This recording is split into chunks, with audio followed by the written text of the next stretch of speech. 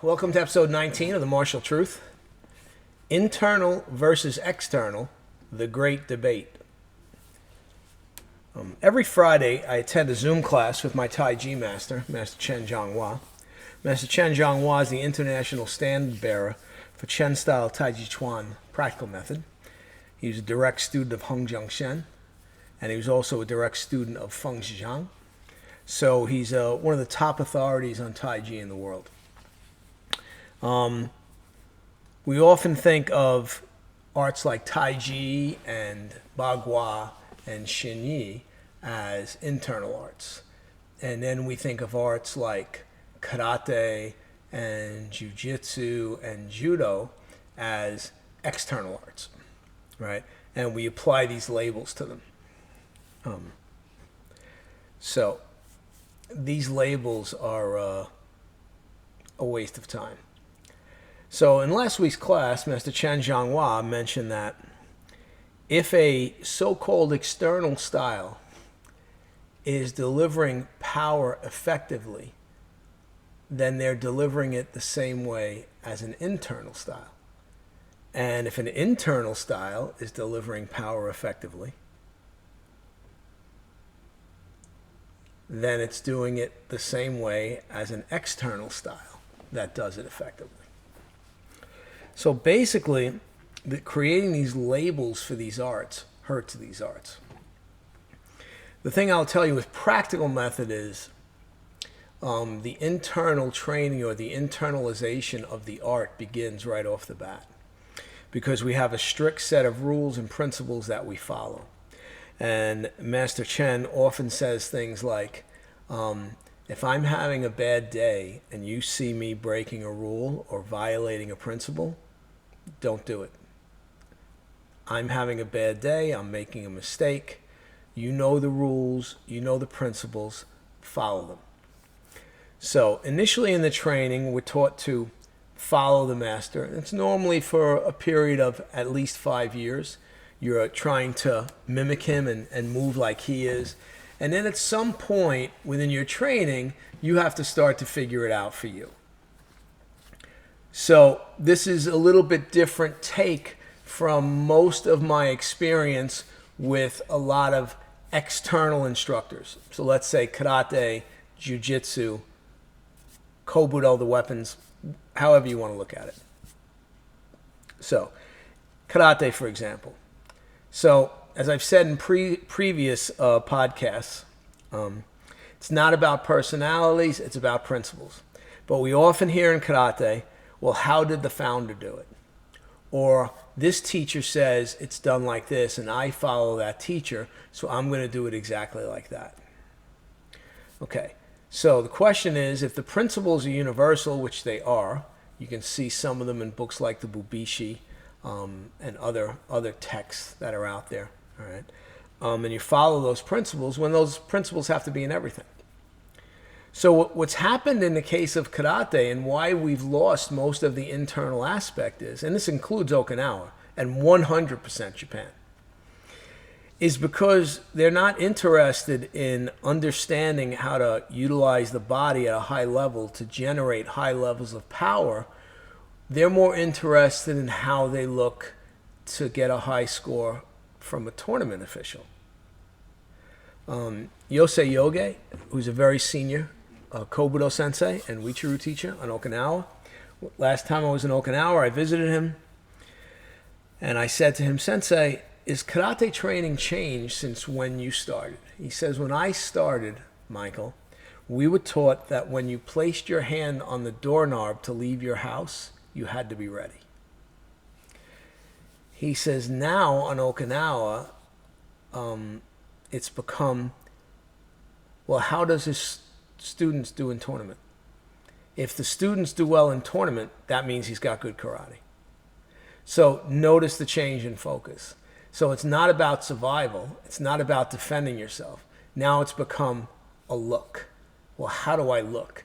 Well, the tournament officials like this look. So that's the look I'm going to go for. But you notice we're not talking about principles. We're not talking about the generation of power. Okay? when I watch a lot of when I watch some of the tournament people, the high level people, I hear them hitting themselves as they're throwing their other punch, right? And I just say to myself, they look fantastic. I mean, I don't look like that when I do kata, but they're also not generating real power. Sorry, but they're not. Okay, everything is for the judges, the positioning, how they look. They're really not interested in moving and internalizing the art. So my karate began to internalize probably about 25 years ago. So I'd already started that transition before I met Master Chen Zhanghua. Meeting him and starting to train with him seriously helped my karate to make that transition even more. And it's little things, right? You know, obviously it involves using the whip, the waist. Waist is important.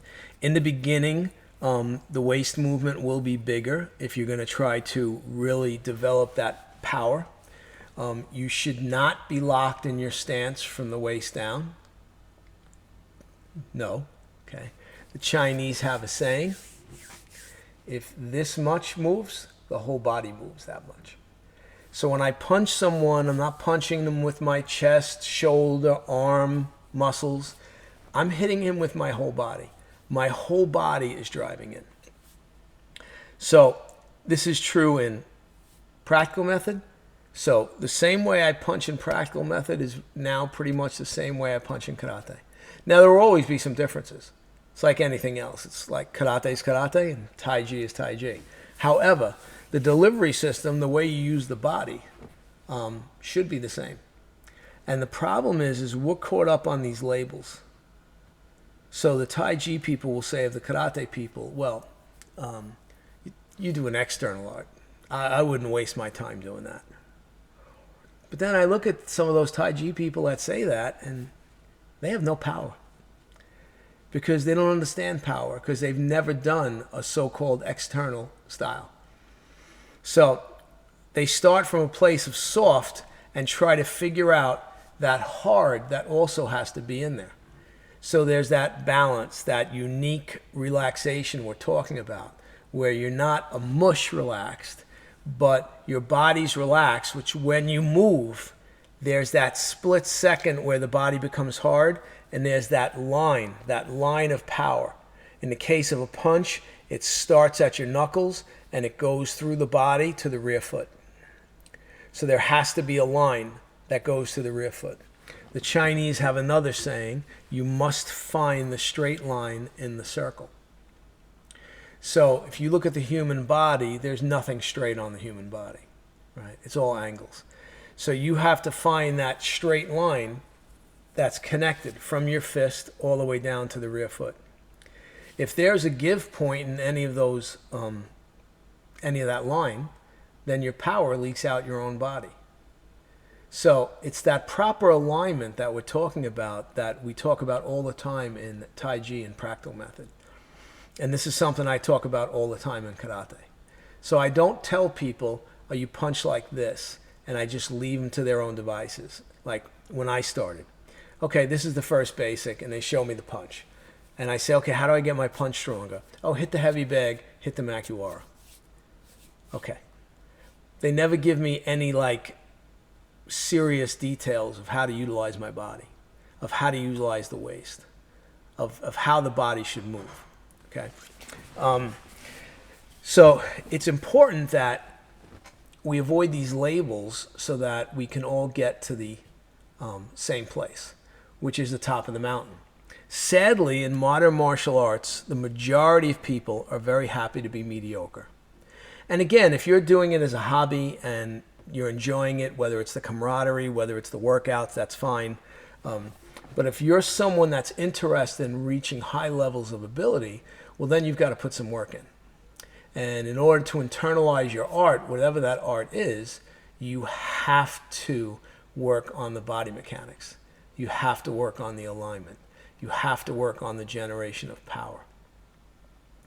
So I heard from several first-generation students of karate, and Isshinryu in particular, that the founder of Isshinryu, in his kata that he created, Sun Tzu, when from the first kamae, he would punch directly from that kamae. So he would be here, he would punch directly from there. He wouldn't retract the hand back. All right. I recently saw a video of a senior karate sensei on Okinawa. And in that video, he's not punching from the hip. So his hands are moving from wherever they are in the kata. So he's not punching from the hip. I find as I train longer and longer, I don't concern myself with that either. That's beginner's karate. That's at least up to the level of black belt.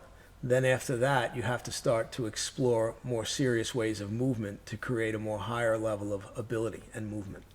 Okay. I get asked all the time, especially now that I'm approaching 60, how do I stay so fast? How do I generate so much power? Well, the answer is my body mechanics. I've spent literally 45 years trying to figure out how to use my body at the highest level possible. I don't just go with so-and-so said to do that. So I take that as a starting point, but then I examine it from every conceivable angle. I try it all different ways until I figure out how I can do it. All right. And this is very important. Right. Ultimately, the sensei is a guide. The shifu is a guide. All right. You have to ultimately figure out how to reach the highest level with the body that God gave you. Okay. So, am I ever going to look like Master Chen Zhanghua? Is my form ever going to look exactly like his? Absolutely not. It's not. My body's different. My experience is different. And we've discussed this and we both agree. It doesn't mean that my Tai Chi isn't good or my Tai Chi isn't high level. It just means that because of my body and the way I am, it's not going to look exactly like his. But when I look at a lot of people, their Tai Chi form doesn't look exactly like everybody else's. The moves are the same, but it's how you move that might be a little bit different. So the interesting thing is when I teach Tai Chi and I teach the form is very complicated. On average, it takes a year to learn the form. So Master Chen commented one time after I was teaching it for about 3 or 4 years, he came into the school in New York and said, "You know, Michael, you teach the form very stiff." I said, "Yes, Shifu, that's on purpose." He said, "Well," I said, is there a problem with that? Should I not do that? He says, no, I think it's good. Your students all have power. Because I want them to feel that line, that power. So if it's always just soft and this kind of stuff where you're never feeling that line of power. Whereas in karate, we have the opposite problem. Everyone does the forms fast. So you watch someone do a karate form, they're doing it very fast. Hate to break the news to you, but speed covers a lot of mistakes. Okay. So I've seen Okinawa sensei, that punch where their elbow goes out like that and comes back in, again, because they're not understanding body mechanics and they're punching wrong. So again, sometimes when you go fast, you start doing things that aren't very good. So my advice to karate people is you should slow it down a little bit sometimes and you should check your lines of power and make sure your alignment is correct. And it's very easy to do some things to check that. So it's important that you figure out the lines of power. So there should be no give in your body. If there's give in your body, that means you have a leak in your body and your power, instead of going into the opponent, is going to go out of the leak point in your own body. For people that do weapons, it's the same thing with the weapons. You want to internalize the weapons. And you say, well, how can I do that? Well, it involves how you use your body in coordination with the weapon. So early on in my training with Gakia Sensei, he was using me to demonstrate, and he was coming down with a tuifa at the top of my head, and I was blocking with the bow. So I blocked with the bow, and then he just extended, and pushed me back. Like literally pushed me back. And I looked at him and I got mad at myself. I said to myself, there's no way he's stronger than me. No way. I'm not letting him do that again. And then I I did it again, and he did it again. So, a couple of points. One, the twifa is not sliding on the bow. So he's managing to create a bite or a sticky point between his twifa and the bow, where he's manipulating his twifa where it's not going to slide. That's number one. Number two, as he's extending, his alignment is so correct that his power becomes so big that he's able to push me back even when I'm resisting. So years later, I was at an event, and I had taught a seminar at this event too. Gakia Sensei was also teaching. And as I was walking over to go where he was teaching, I looked over and I saw him from a very far distance. And I realized that when he was using his legs, he was splitting the way we're taught to do it in Tai Chi. So basically, the simple way of thinking of splitting is, it's a very simple rule. Your knees are not allowed to move side to side. Your knees can only move up and down on a line. So your kneecap can only move up and down like this. Your kneecap can never move side to side. Side to side movement is extremely unhealthy for the body. It will cause knee problems long term. The other reason you want to internalize your karate is in internalizing your karate, you're moving in a much better way that the body likes. So you're talking about less chance of hip replacement, less chance of knee replacement, greater chance of maintaining your ability into older age. We've all seen the karate senseis that studied early on, and they learned karate when they were very young in Okinawa, and then they came back and they tried to maintain that same type of training even as they got older, and their bodies broke down. They never internalized the art. Some of them did.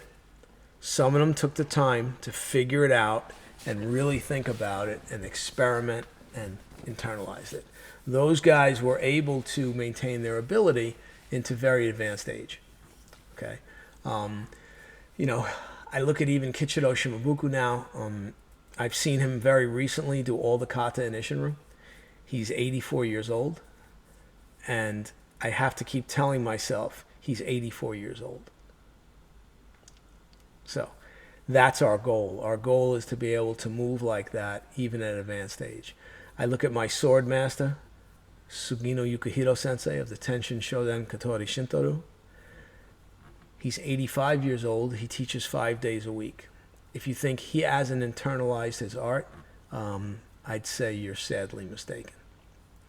The principles I see in Tai Chi, the don't move, the fix the rod, the don't toss, I see those principles in Sugino Sensei every time I watch him. So, again, going back to the idea that there's two different arts. There's external arts, like karate, and internal arts, like Tai Chi. But there aren't. There's high-level martial skill, and there's mediocre level skill, and there's low-level skill. Very few people reach the high-level skill, where the art's internalized. That doesn't mean they don't have ability. Plenty of people do. But to internalize is a very different thing. That's what we're struggling for. If you want to accomplish that. Because if you want to accomplish that, it's a very difficult thing. You have to really work. So,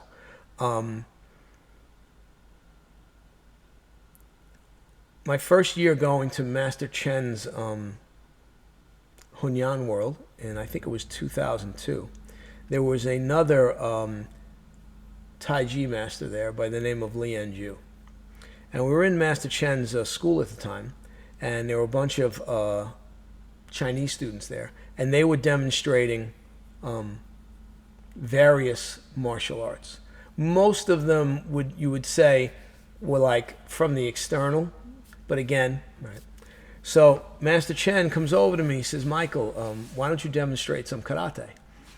And I said to him, Shifu, I don't think these people want to see me do karate. It's all Chinese arts. He goes, no.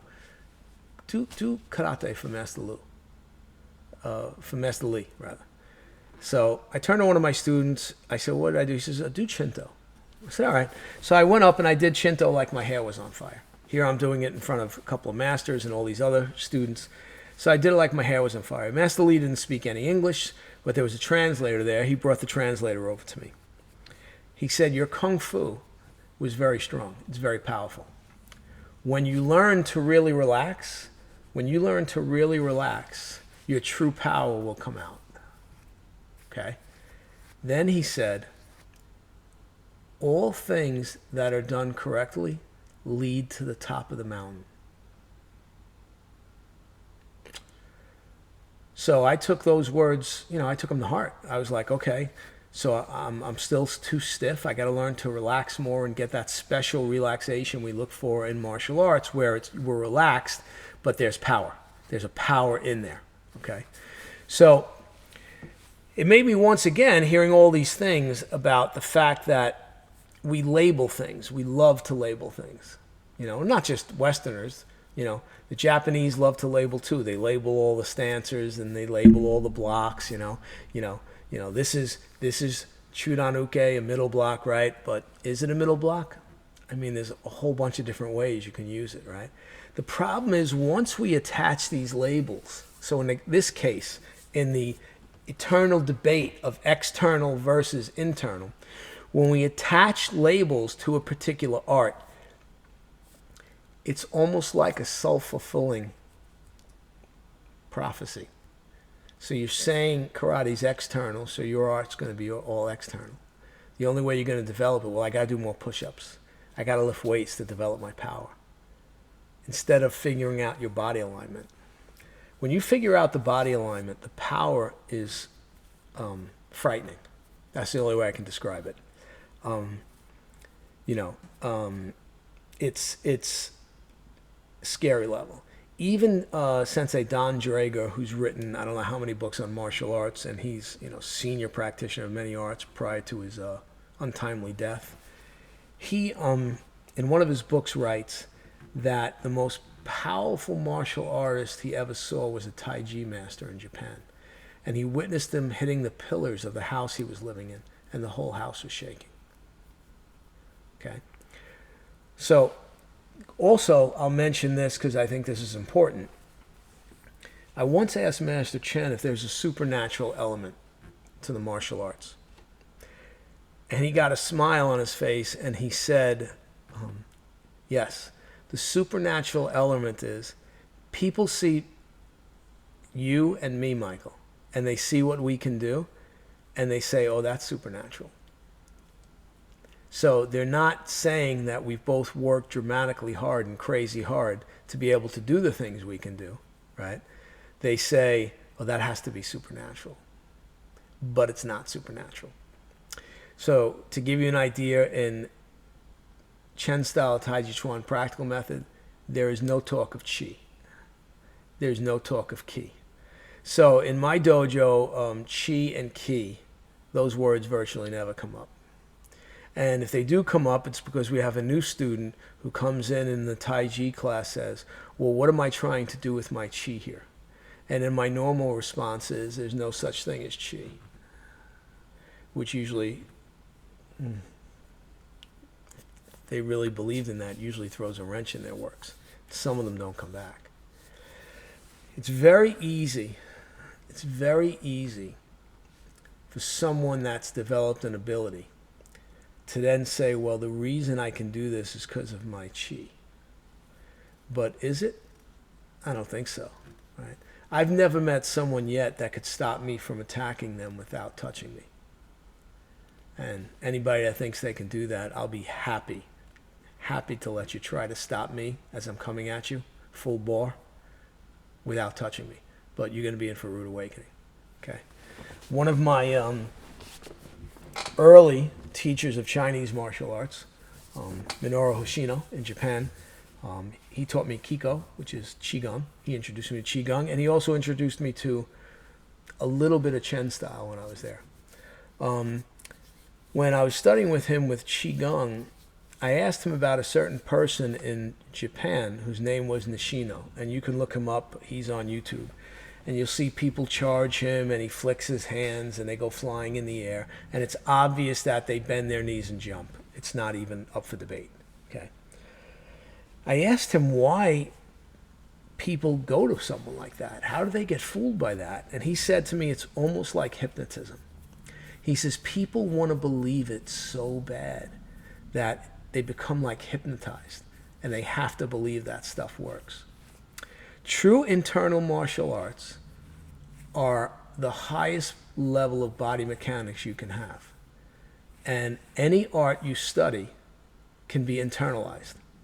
In other words, don't be happy with the way you're moving right now. Say, can I move better? How can I move better? And if you're not sure how, you have to find a teacher. You have to find a teacher. You know, initially when I first go in to do an Nishinryu karate seminar, I spend time on body mechanics, showing people how they should be moving. Okay? You know, I see a lot of people, they lean, they throw their body weight into the punch, where everything should be a rotation. The center line of your body, there's like a pretend rod running through your body, but it shouldn't be pretend. You should believe there's a rod. Everything has to rotate around it. Your body can't lean or break and do this kind of stuff. No. You can't generate power. You can't move properly that way. So again, in this debate of internal versus external, I think it's a waste of time. I think some people do that as a marketing ploy for their particular martial art. You know, I've had Tai Chi people say to me, why do you waste your time doing that karate stuff? It's nonsense. You know, and frankly, one of those people that said that to me, you know, at the time, my son was about 15 years old, and he'd been studying karate and jiu-jitsu since he was 4. And if I had told my son to take that Tai Chi person apart, who was a full-grown man, that full-grown man would have been in big trouble. So again, shouldn't knock arts. It's not the art. It's the people that practice them. I see a lot of bad karate out there. I see a lot of bad Tai Chi out there. I see a lot of bad martial arts out there. You know, again, when you're more worried about tournaments and winning a trophy, when you're more worried about going to a Hall of Fame and getting a plaque, when you're more worried about patting each other on the back and telling each other how great you are, okay, you're not going to reach highest levels of martial arts. Myself personally, I'm a bit of a stoic. I come out here, I train every day. I only teach classes 3 days a week. Okay? If I have a student that comes out, because we have a thing here where you can fly out here and you stay at my house, we provide meals, and I teach you whatever martial art you're interested in out of the ones I do. You know, there's a fee, and a lot of people take advantage of it. Okay? So when we do that, that's intense training, but I'm out here every day training. I'm trying to figure things out. Even since I've gone back to New York, my students there have said, wow, Sensei, even the way you're presenting the material is a little different. And the material, your understanding of the material has really gone up. And what I explained to them was, and this will be something for you Sensei to hear, you guys that are teaching a lot, you're focused on your students. And I get it. I was that way too. My school in New York's open 7 days a week, so I was there 7 days a week training. And I got other training in for myself, but I wasn't really devoting a lot of time to myself. When I moved out here to Arizona, you know, I'm only teaching 3 days a week. So that gives me 4 other days, and I'm out here those 4 days. I'm training. I'm figuring things out. I'm working on things. You know, I'm trying to elevate myself. I'm not content with where I am. I never think I'm that good. I mean, look, when I do seminars and stuff, people look at me like, oh my God, you're amazing. You're unbelievable. I never think that. That's why I don't stop learning. That's why my abilities continue to go up.